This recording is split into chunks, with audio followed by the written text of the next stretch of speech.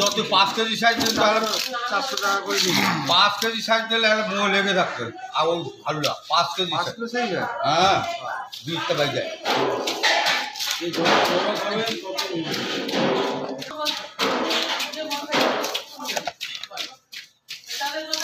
ওটার লোক তো সবসময় আমি আনি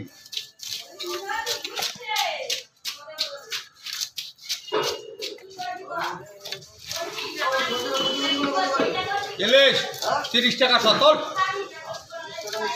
হ্যাঁ খা খা খা খা খা কাকু এনে আছে